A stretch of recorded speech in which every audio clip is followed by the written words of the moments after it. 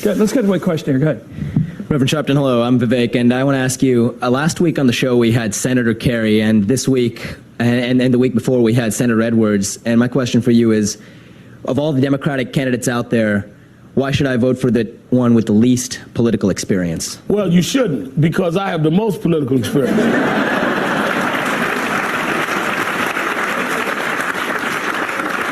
I got involved in the political movement when I was 12 years old. And I've been involved in social policy for the last 30 years. So don't confuse people that have a job with political experience. Hello, family. Welcome back to another episode of Journey to Harmony. I'm your host, Richard Harmon. Today, we want to talk about a debate that recently aired with Vivek Ramaswamy and Al Sharpton. The two had a pretty colorful debate on different topics. They both have very similar skills in terms of negotiating a conversation. We'll go ahead and play a little video here about the recent debate, and we'll go from there. Hey, let me then put it to you this way. The Constitution governs. I believe in the Constitution, and the Constitution says we have a process for picking presidents in this country. I think we should follow it. I expect to follow it. I expect to be the next president. But even if it's not me, I will support anyone who follows that process. If you became president, would you pardon Donald Trump for any of the crimes that he's been indicted for, or if he's convicted? On the current facts that we have, he is one of many people that I have identified as someone I would pardon, because I do not think that this sets a good precedent for our country, where a party in power uses police force to indict its political opponents in the middle of an election. There are Democrats on that list. Wait a minute. You've got 19 people indicted. They're not running all of them. But even before you've heard the evidence, before the trials, you're saying that you would prejudge what is going to come out and try and commit to pardoning them. That's not correct. You claim that's not correct. I've actually been very clear on this, Reverend. Assuming that the prosecution's statement of the facts in the indictment is the worst version of the facts, then yes, I would. So I waited till I read the indictments cover to cover. In 99% of prosecutions, you and any lawyer will also know this. That's the worst statement of the facts you're going to get for the defense. But it's not all that's going to come out at trial. You and I know that. That's not all that's going to come out at trial. So what I said is assuming, well, I was very clear at the time. I said, I've read the indictment, and assuming these are the worst facts, then yes, on these facts, I will pardon Trump. Just as, by the way, I've said I would pardon Julian Assange, who, by my best guess, has very different politics than I do. Because, again, we applied a different standard to Julian Assange.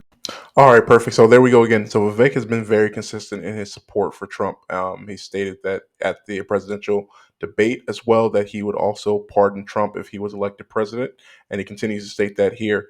Many people are saying that Vivek flip-flops on different topics, but more or less, as you're listening to the entirety of his speeches, you're showing that he is consistent. The eventual Republican nominee.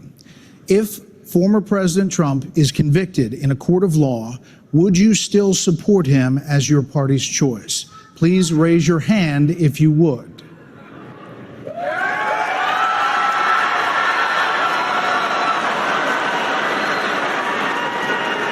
We can agree to disagree on Ukraine is not a NATO ally, and Ukraine doesn't advance U.S. interests. So that's one of the things that's distinctive about my views. We disagree respectfully on that. Now, NBC is reporting that you were once a recipient of a fellowship for immigrants and children of immigrants from the Soros Foundation. You were awarded the fellowship in 2011 to support your studies at Yale Law School. And the issue is that you, the child of Indian immigrants, are now accusing some immigrants of carrying out an invasion of the United States. And that as president, you would make it more difficult for children of immigrants born here to participate in the political process. The floor is yours to explain how you enjoyed from it, that Sharpton convinced you could run for president, Soros helped you through college. Explain all of this. Come on. So you know what's really kind of funny about this? That you draw a distinction between legal and illegal immigrants like it doesn't exist. And I think that's a major problem in this country. I think that we need to use our own military to secure our own southern border. Not an armed invasion across somebody else's random border, but across our own border right here in the United States of America. I stand for that. I believe in the rule of law. My parents came to this country legally, through the front door, followed the rules, paid their taxes, raised 2 kids. Both of us went on to found companies that helped thousands of Americans. But that also means that your first act of entering this country cannot break the law. That's part of what it means to be an American. We believe in the rule of law. All so right. yes, I want to end funding for you're sanctuary saying cities, that you have end no foreign aid to problem- Mexico and other countries. You have no problem Illegal with immigration, helping- I am a hardliner on. Absolutely. You have no.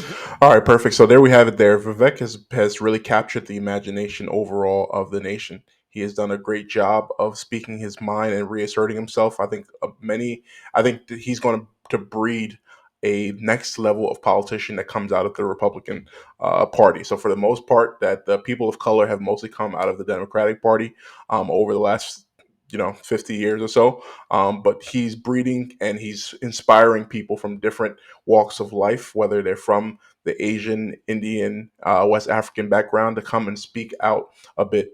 It's a bit challenging for the Democratic Party, who were looking to keep many in line.